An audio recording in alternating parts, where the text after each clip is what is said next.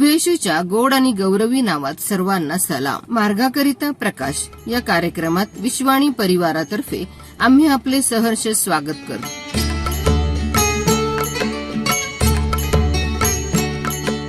जय जय जगदीशा, जगाला तुझी मात्र आशा. जय जय जगदीशा, जगाला तुझी मात्र आशा. जय मंगल धामा, जगावर तुझा मात्र प्रेमा. जय जगदाधारा, जगाला तुझा मात्र थारा. जय जय विश्वपते, जग हे तुझी वाट बघते. तुझी मात्र सेवा घडू दे जगामध्ये देवा. तुझे राज येवो जगिया, स्वर्ग उभारा हो. तुलाच वंदन घे, अमुचे वैभव तू अवघे.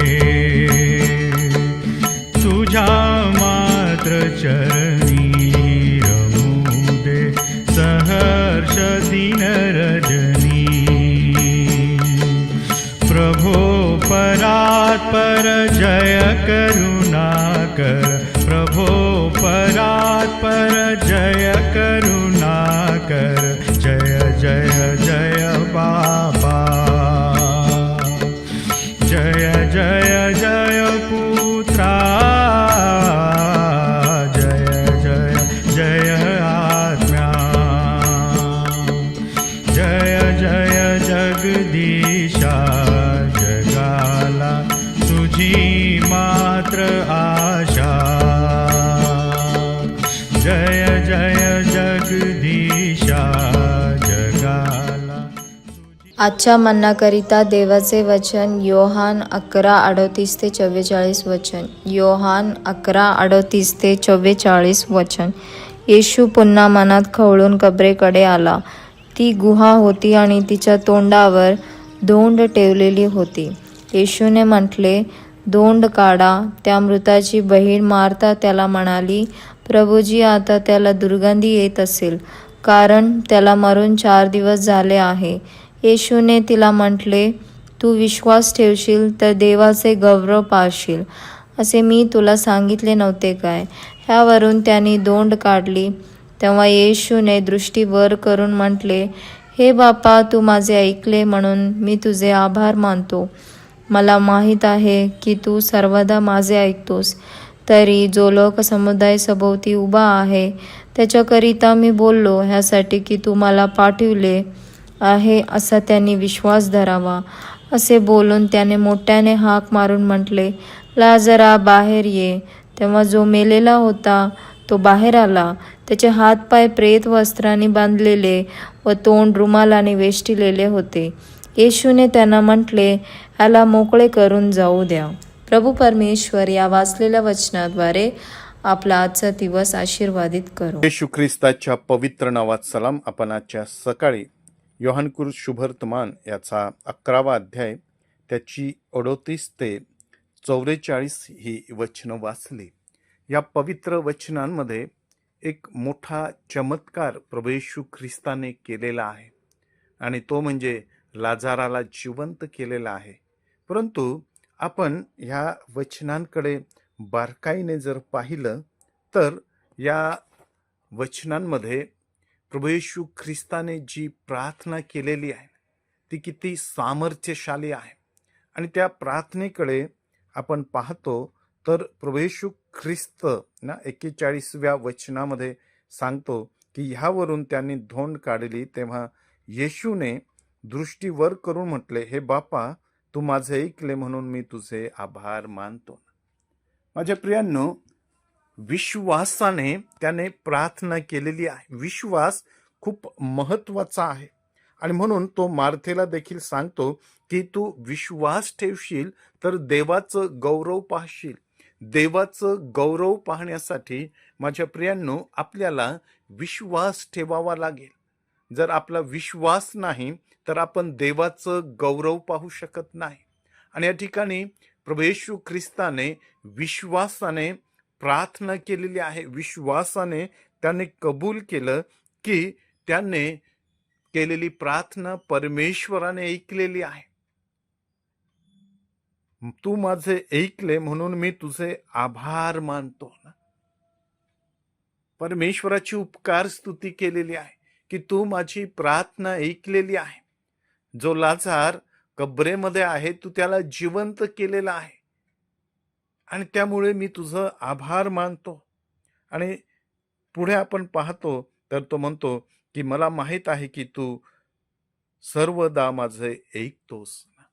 माझ्या प्रियांनो येशू ख्रिस्त असं का म्हणत आहे की तू माझे सर्वदा ऐकतो? कारण त्याचा तो विश्वास आहे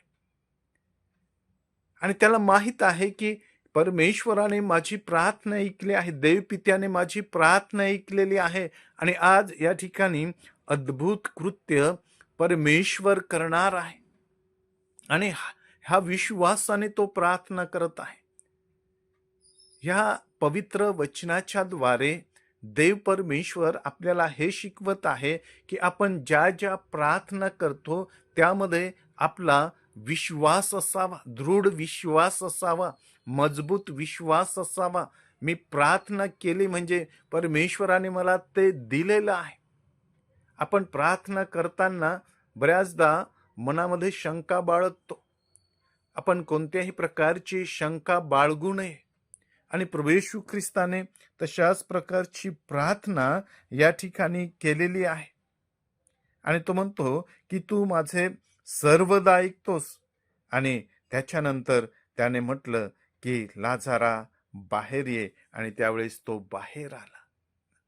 त्याने प्रथम म्हटलं नाही की लाजारा बाहेर ये.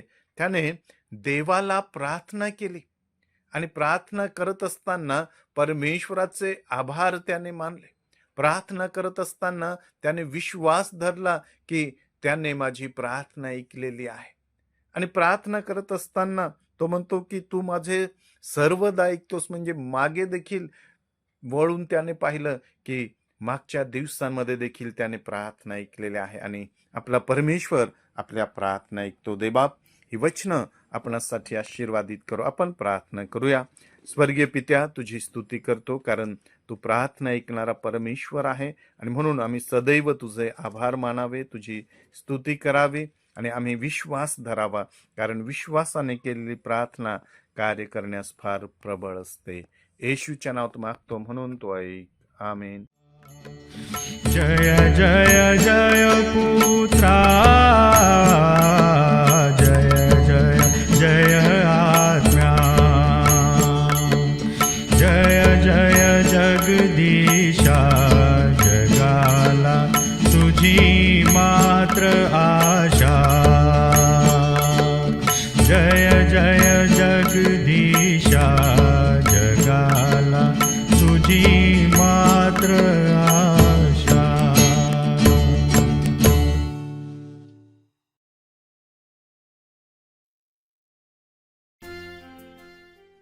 त्याप्रमाणे तुमचा प्रकाश लोकांसमोर असा पडू द्या की त्यांनी तुमची सत्कर्मे पाहून तुमच्या स्वर्गातील पित्याचे गौरव करावे. आपल्या प्रार्थना विनंत्या कोणत्याही वेळेस विश्ववाणी प्रार्थना केंद्राला टोल फ्री नंबरद्वारे कळवू शकता. आमचा टोल फ्री नंबर 1-800-2700-333. आम्ही आपणासाठी या नंबरवर प्रार्थना करण्यास उपलब्ध आहोत. धन्यवाद.